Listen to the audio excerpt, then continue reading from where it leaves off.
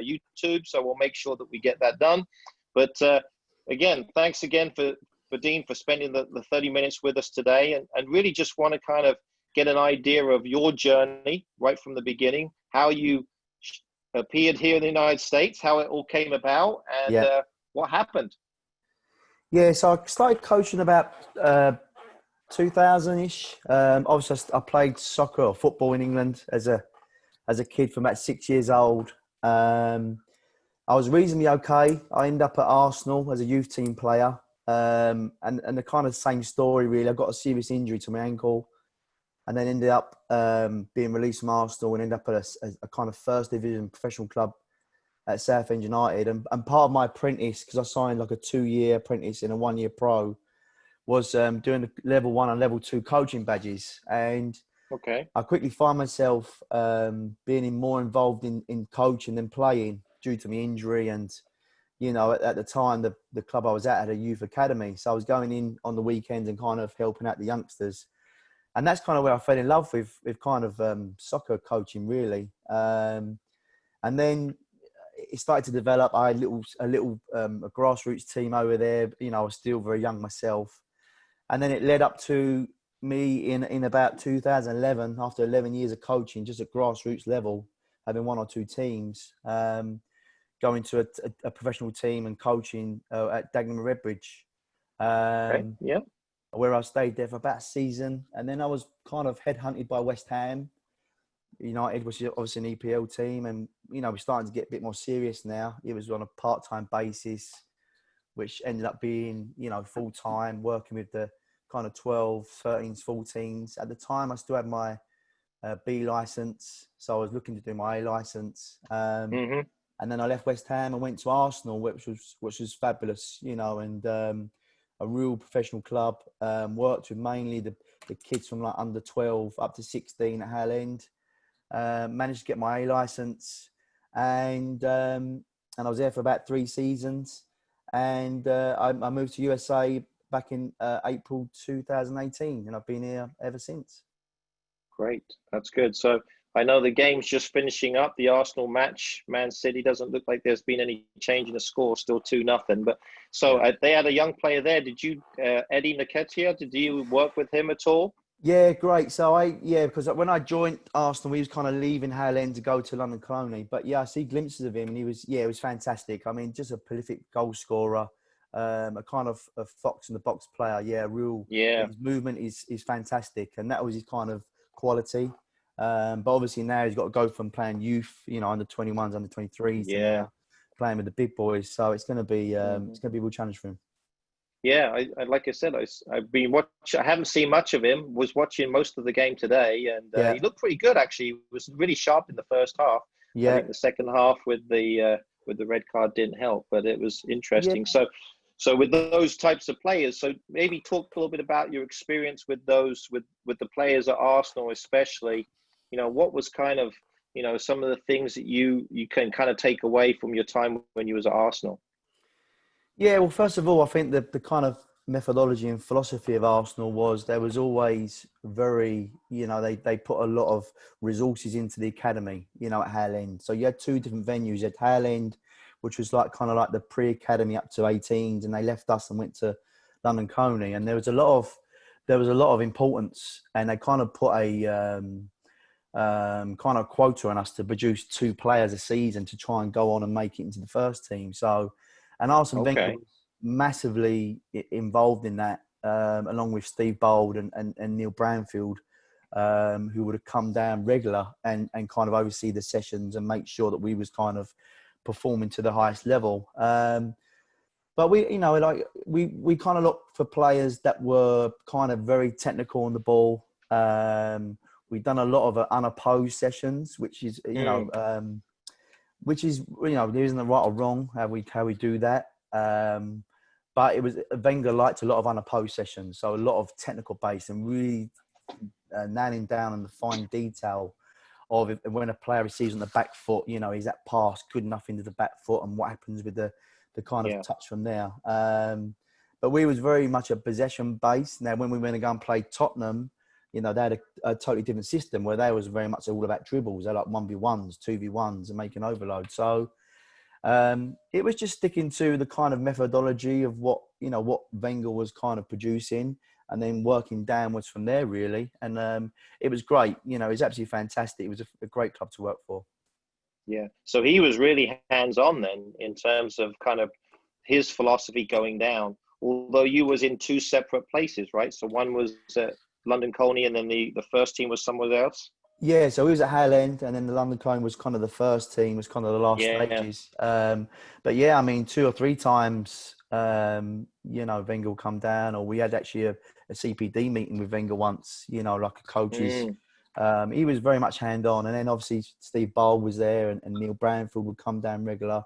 And it was just fantastic. There was a real family kind of coaches atmosphere. It was a very tight-knit group.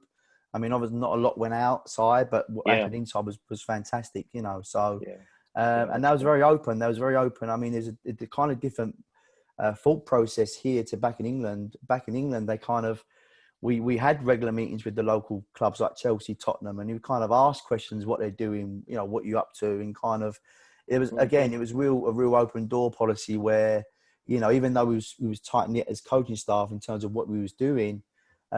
We still had good relationships with other pro clubs in the area, just trying to fine tune ourselves. Because ultimately, yes, you're trying to produce players for your first team, but ideally, if you can take them to the England level where all the players will play together, that would be even a better compliment. So it was great. That's good. Yeah, I mean, that's what's kind of nice here. Within Illinois, we actually have our quarterly meeting, so we actually have clubs kind of meeting together and. That's where we'll talk about. And obviously, you're part of our coaching education group and an ODP staff as well. Maybe talk a little bit about kind of your journey in terms of coaching education. So you went from level 1, level 2 up to UEFA A, and then I know you recently just took the B license here in the United States. So how would you compare the two, and what are your thoughts on that?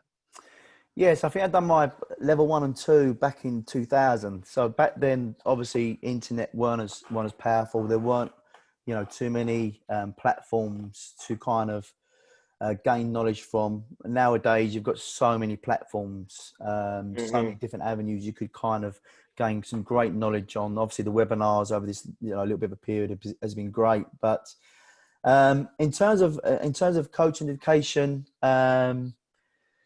I think it comes down to the actual tutor that you have, really. If I think back to my kind of level 1, level 2, I had a coach educator called Jeff Pike, who was ex-West Ham. I think he's still involved with the FA. Fantastic. But you always knew where the kind of bar was, and you had to kind of meet that bar.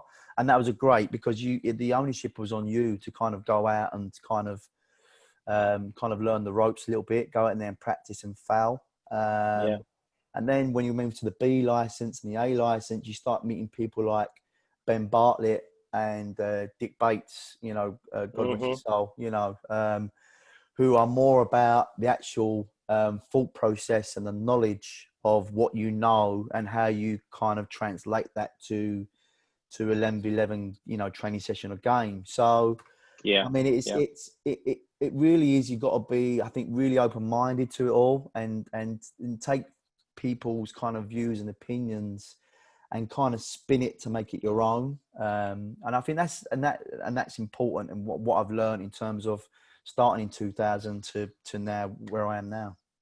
No, that's great. I mean, obviously going through the process in England and kind of getting an idea of everything.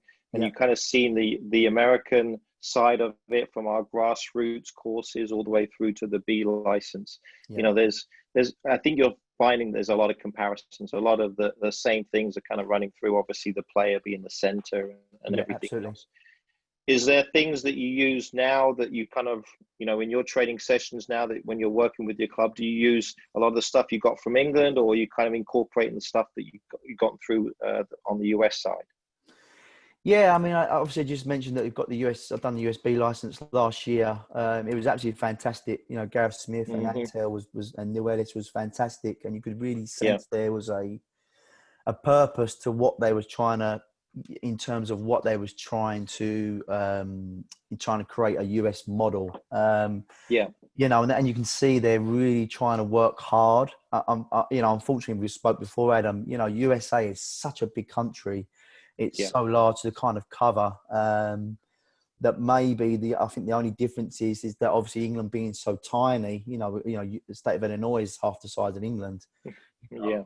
I think there's a lot more probably opportunity for FA tutors to kind of go around and assess you and see you a little bit more. We're here with no fault of the USA Soccer or anyone else. Sure. It's just the country being so big that we, you know, maybe certain coaches don't get maybe the attention they possibly need. But I certainly felt on the US B license last year, they're in the very early stages, but I really sensed they was trying to create a methodology and a manner in which they want to see their coaches coaching, you know, so the play, practice, play model, you know, absolutely fantastic. And, you know, that's only going to breed, you know, more players having more touches and, you know, and hopefully produce more players for USA.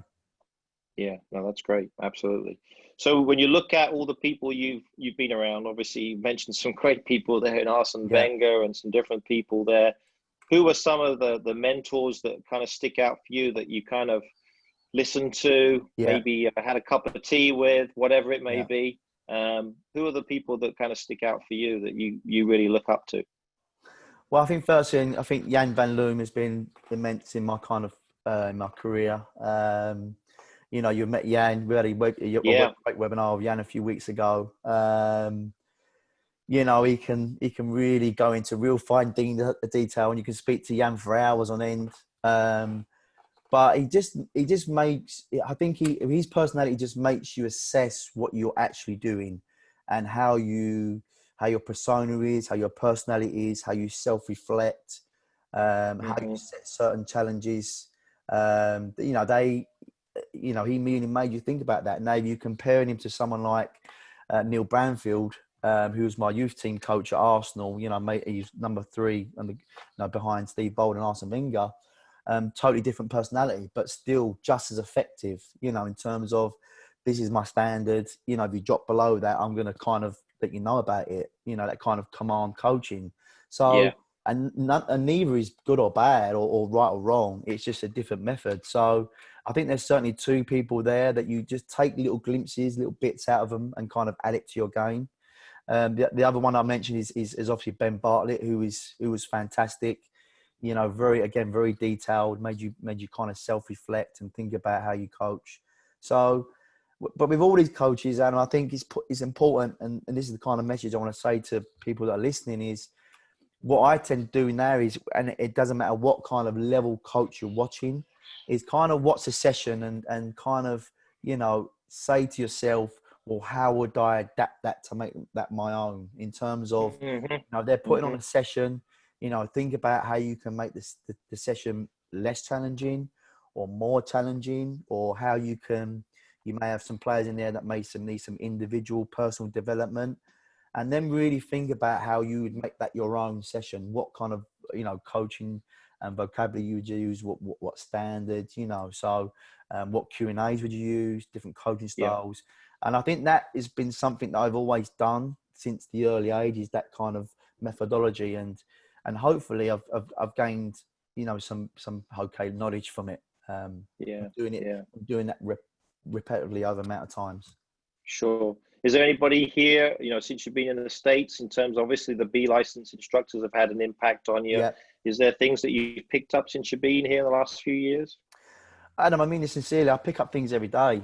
You know, I've got coaches in my club that are, you know, are just completing the D license, and I do listen. You know, and they say things, and I go, wow, you know, I'm going to add that to my game. Again, it's just adding as much knowledge as you can. Obviously, it's been great working with you, with the ODP, and, you know, and other people that work there as well. Been great. So just too many to mention, really. It's just everyone. And I know that sounds really bland, but it just, you know, I think that's my biggest kind of skill, is watching. I like to be on the grass. I'm not one of these coaches that sits in front of the laptop and type all day. I have to be on the grass and doing it to learn. So I've been very fortunate to kind of put myself out there, to put the time and effort into it. Sure. No, that's great. I know you have a little presentation, just kind of something you're working on. So if you want to prepare that, as you kind of get that set up, I just want to tell everybody about your impact on certainly during this COVID situation, because of, you was definitely instrumental in providing us with some great contacts for the people. So I want to thank you for that in terms of the people that we were able to get with Steve Salas and all the other people, Jan van Loon. So all those guys were great in terms of their presentation. So tell us what you've been working on and what you're doing right here, within your club, within Wizard FC. Yeah, so I'm DOC, Director of Coaching, and we've got 8 staff there, and they're all at various different levels. But one thing I've really kind of been working hard with the coaches is obviously their kind of level of detail, and there's certain areas that we've been kind of working towards. So I want the coach I'm using here, this is kind of his session plan. This was based around like a kind of under 11, under 12 session, and we was working on a high press. And I asked him to kind of, what I do as coaches is kind of let them talk. So I say, well, okay, what's your kind of your first game or your first session? And so I won't mention his name, but he went coaching points, arcing the run. So this is high press, using the size of defenders, fast out, slow down, body position. So I applauded him for the amount of information he put into this. But my kind of what I've been working hard with the coaches is, and something I see a lot, not just in here, but in England too, is sometimes we put too much into the session. And what I mean by that is, obviously, as you can see now, there's 4 coaching points. This session might only be for 20 minutes. So actually, how much are we actually going to get the players to work on, at arcing their run, the speed of approach, how much are they going to actually get to use the line as defender, as an extra defender, fast out, slow down. So I've been really working on, the coaches to specifically work, with the coaching points, just working with maybe 1 or 2, depending on the age group. Mm-hmm. So, too often we try to do too much, absolutely. And that's the thing. Absolutely. So it's the detail of information versus the information provide, and the players, taking actual intake of information. So there's a couple of things I've been working with my coaches. Obviously, the age of the player. If you're working with younger ones, 4 coaching points might be too much, but if you just set 1 and concentrate on that one thing, during that, that kind of session, then they might have gained some knowledge. And again, you might have to revisit that kind of topic in the next kind of session. So if we're looking at if we go back and kind of look at the first coaching point, looking at arcing out the run, I said to my coach is, well, what does that kind of include? Because I keep saying to the players when I'm Q&Aing them, listen, you're trying to find out my address, and if I keep answering USA, you're never going to find out my address. You've got to dig down into the actual detail, and that will give you the knowledge of, the how, the when, and the why, So when you're thinking about arcing your run out, the first thing I want my players to do is check their shoulders. Why? Because I want to know what they're pressing. I want them to kind of know the 5 elements. And the 5 elements is, where the ball is, where the goal is, where the space is, the teammates' opposition, So that alone is you're talking about arcing your run, and you talk about checking your shoulders. Some of these kids up to under 12 and 13 may need, they may need 2 sessions on that. So you're never going to get to that kind of second coaching point. Does the first session, does it have too many coaching points? Is a session, game related? I mean, that's a huge one for me, making sure that it's very relevant to, whatever you do in a training session, can that be picked up in some way and transferred to a game, making it game realistic. And also what I just wanted to add to this session here is think about the non-focused player as well. So if you're thinking about this red player here, what's his only option? So obviously he's going to have possession of the ball. What is going to be his only option? Well, his only option here is to dribble, because it's a 1v1. you know, and it's going to make it very easy for the focused blue player to go and press. Where potentially, if you make this a 2v1 now, and kind of get rid of this line, get a recovering defender here resting, and go 2v1, you're now giving a non-focused player an option of pass or dribble, and then that's obviously going to affect your focused player in terms of when do you press and not press. So.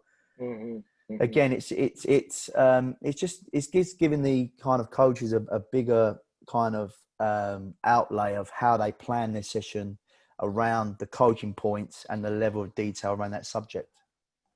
Right. Here we're working on a 2v2. So so the kind of next thing I've been working with my kind of coaches is problem solving.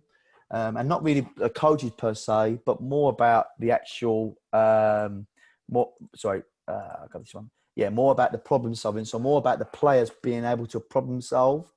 Again, I think that's a big weakness here I see with a lot of US kids. You know, I'm not trying to be disrespectful, but in England, I think there's a big understanding of how the kids can problem solve. So a session we've done here is obviously all the blues kind of have a ball. Again, you're going for ball mastery, you know, managing the ball. Reds in the middle. So the blues get a point when they dribble through the circle or square, whatever it'll be. But then what the reds can do is once they win a ball, they can decide as a 1 or a 2 or 3 to kind of break out and then go and score in one of the 2 goals. And what you can do as well is the red can also decide if this player has a bad touch and it goes behind, then the reds can decide, well, we're going to leave the kind of circle behind and then we're going to try and, you know, maybe in 1 or 2 or maybe all 3, go and high press and then try and, you know, go and try and win the ball and score. So again, it's creating a session where the kind of players have an opportunity to be put into a situation where they can, you know, problem solve, and they've got a decision to make based on the kind of scenario. Mm-hmm. And then the last one for me is the third kind of point I've been working with my coaches is kind of the players understanding transitions. So I think, again, you talk about the 4 principles of play. So like having the ball, not having the ball, about to lose the ball, losing the ball, and then about to win the ball. So having, about to lose it, about to win it. So the kind of 4 principles. And what I think some of my players in my club, and I don't know if that's similar to other clubs and other coaches, is that the kind of kids are slow. The weakness is when they're about to lose the ball, about to win the ball. That transition, that thought process of we have the ball, we're about to lose it. Now, what does that look like, and how can we adjust to that? So we've been doing a load of these sessions, or prior to COVID, like a 2v1. So in this box here, it's a 2v2. And then a player breaks in and goes 1v1. So again, you're looking at great ball mastery, technical, you know, high level.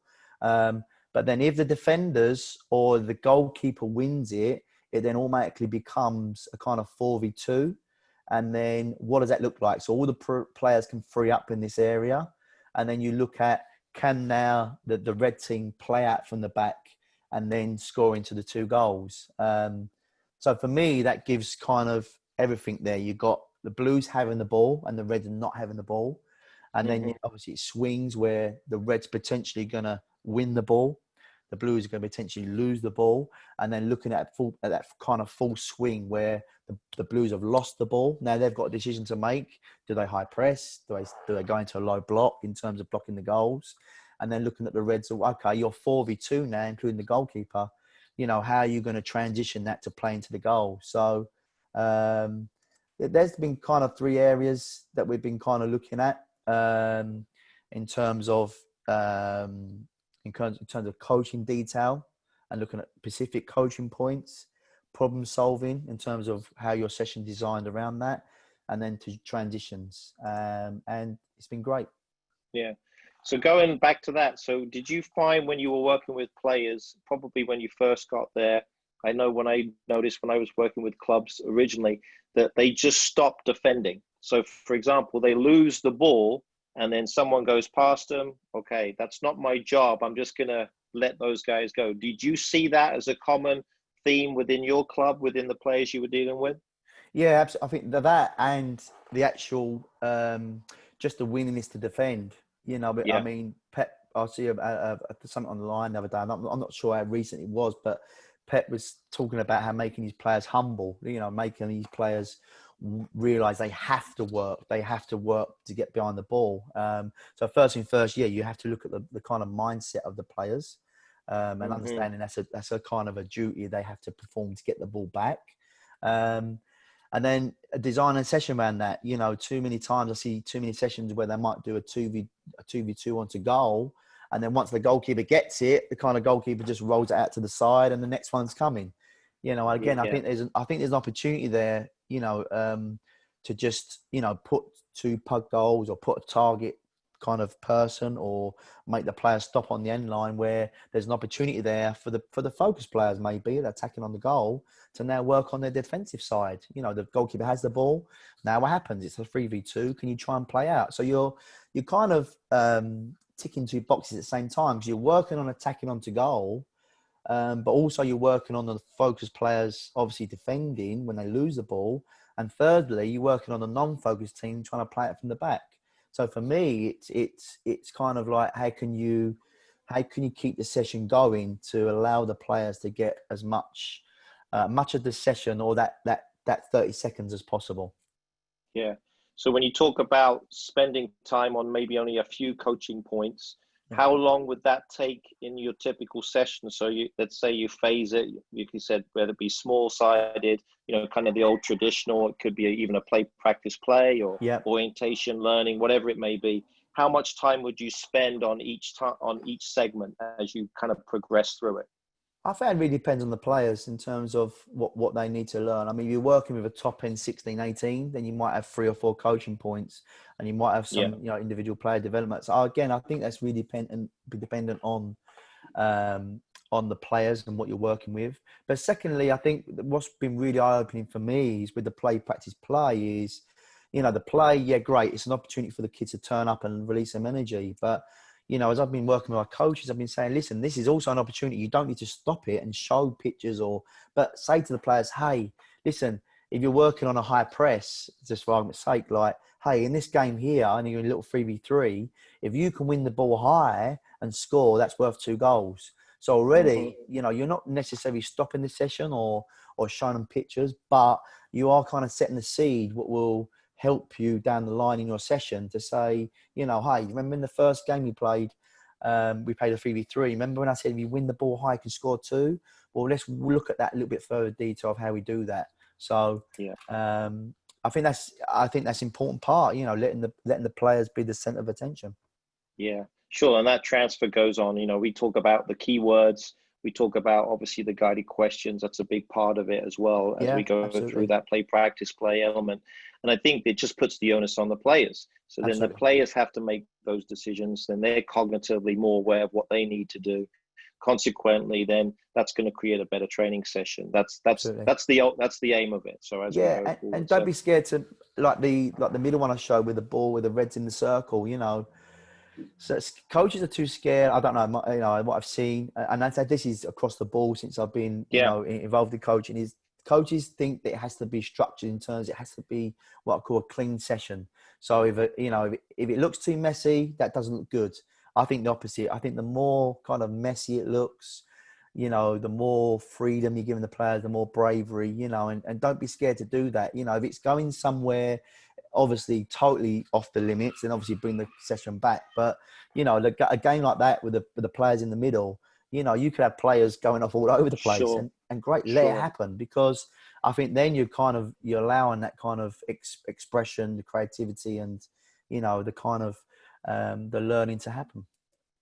And that's a very common exercise. I think we got a few people on the call now. We saw that when we was over in Spain. So where we have, it's almost like a kind of a rondo type of a setup where they're keeping possession of the ball. But then when they do lose, they can break out. And then there's so many different elements. They could go in and shoot on a small-sided goal, create something in a 2v1, whatever it may be. So again, it helps with that cognitive development, that decision Absolutely. making, the movement, all of those things. So Absolutely. when you look at that particular type of a session, what age group do you feel like it's best suited for? Definitely younger ones. I mean, you can do it the older ones, but I think the closer you keep that with the older ones, keep it game realistic, more more at the top end. But with the little ones, if you're thinking of from under sevens up to maybe under 10s or 11s, that's a perfect example. They're still learning the game, they're gaining knowledge. They're away the ball each. They've all got to master the ball and make a decision. That, is it right to go through the circle? And then the free without a ball. And technically, you can give them a ball as well. So you've got to look after their ball and the players that are coming through this. So again, you're kind of doing two things. So again, I think that's you're just developing that knowledge of when and how and also mastering the ball. Yeah, so there's a graduation whether they start with more soccer balls where they're going through. Maybe then you get into kind of a more passing rondo within that group. So then there's that same activity could graduate through the years as they stay with the club. Absolutely. So there's so many changes, and it's something that they could potentially do. So more that's so potentially nice. keeping it fun as well, especially the younger ones. If you make it too structured, you're going to lose them. So with this, they love playing that because it's just fun. It's mess, and it's So I think that's a real good session to kind of put on. Sure. I think we have a quiet group, Katie, so we haven't got any questions yet, but maybe we may have one jump in there before we finish up here. But any other final thoughts in terms of, from your journey, in terms of how you started, players that you've influenced, and certainly the players you're working with now? What do you see with the players that you were working with in England to the players you're working now within the United States? What are some of the common threads that you see with these players? Yeah, I was very blessed to work with some of the best players in England. Working West Ham and Arsenal, it was an absolute joy. But the absolute flip side of that is the players were good. So you had to be good with your knowledge, but also a lot of it was just fine tuning kids. Because they was already very good. You just kind of really just fine tuning them to the best of the ability. With coming here, obviously, not being disrespectful, but I haven't had that luxury of working with the really top end kids, and it's actually been a breath of fresh air because it actually takes you back to basics, and hopefully it's given me the opportunity to kind of widen my kind of skill range. So no, I mean the kids here, obviously there's multi-sports here, which we don't have in England. Obviously soccer, football is the holy grail. And that's been a real challenge for me to understand that kids do like another sport and they're going to miss your session to do something else.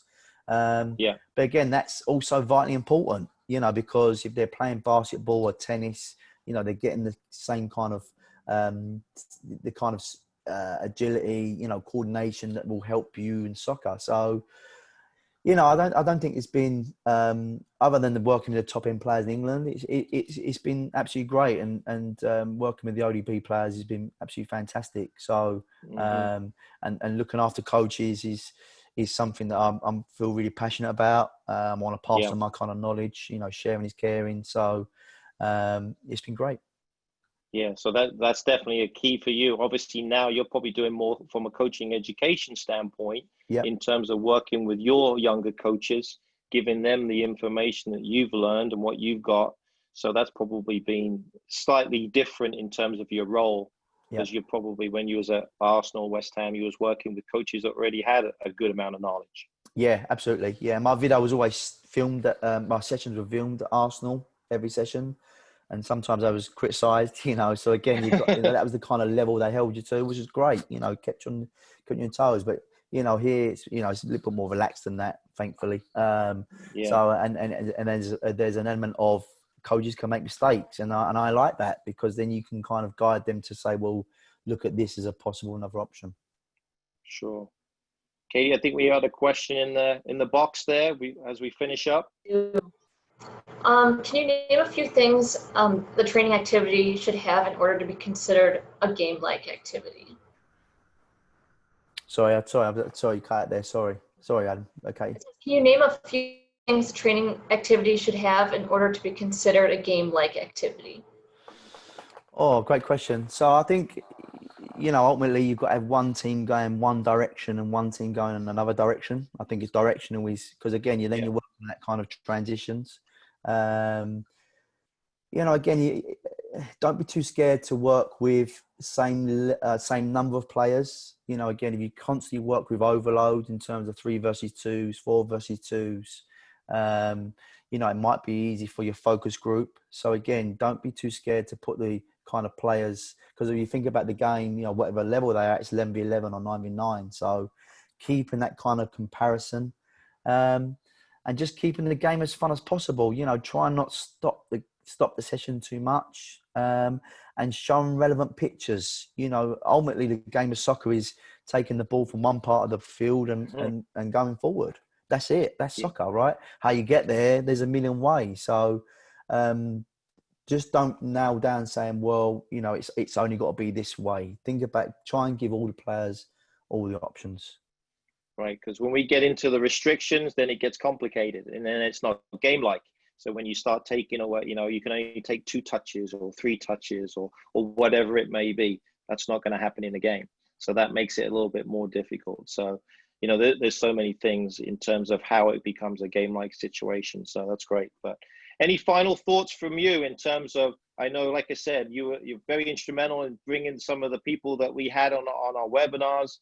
Still, for me, Steve Salas sticks out. I see him all the time these days. He's out on everywhere. So, and that's actually on our YouTube channel. So he was tremendous. I actually found the clip that he was on, that Sunderland Until I Die. So it was quite interesting. He was talking about zooming in, zooming out, and all his elements. So I'm still reading his book now. It's a lot of good information. But out of the people that we got, obviously you said Jan was a big person in terms of mentor. Was there any other people there, although maybe we didn't get a chance to chat with? Yeah, people like Luke Hobbs, who's assistant academy manager now, is fantastic. Really, really supportive. Adam Birchall, who, for me, in my opinion, is the best youth coach out there. I think he's just got the 14th job at Arsenal. Absolutely fantastic. And I think what makes him a cut above the rest is just his personality.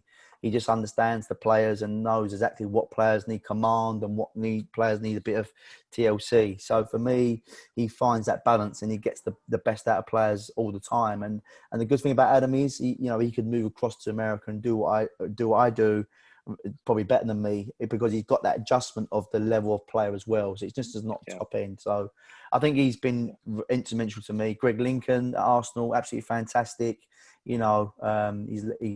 He played as a player for Arsenal, so I think them coaches are really, really good. So and I learned tons from them. Awesome, that's brilliant. Well, again, thank you so much. A little over 30 minutes, but thanks again for your time, Dean. Katie, thanks again for manning the questions. And again, this has been kind of really a good part. We may actually have one more right at the end. Oh, here we go. Go ahead, Katie. I've got one final question. Any recommendations of good books? Oh, I'm not a book reader. No is the honest answer. No. I think if you can read books like Carly Lloyd, in terms of looking at her journey from where she started to where she ended up. Very much very disciplined, in terms of, this is my level. I'm not going to drop below that. I think that's a kind of great book and something you can relate to your players. In terms of online stuff, I've been watching a lot of the CFE Academy, is it? I think it is. So Coach's Voice, That's been really good in terms of, and not really so much the sessions, but more of the managers talking about how they played a certain system against teams. The Eddie Howe one against Chelsea when they beat them 3-0 was spectacular, and how they set up and how they kind of structured that.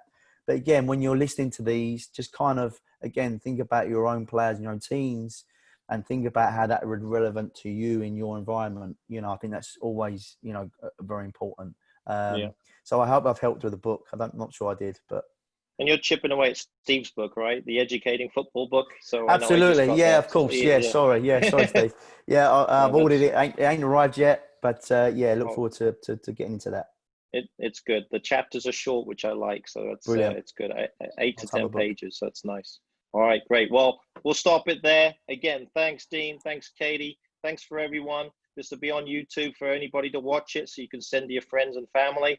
Appreciate your time. And again, take care. And we'll hopefully see you very soon on the pitch. Thanks again, everyone. Take care. Bye-bye. Thanks for your time. Thanks, Katie.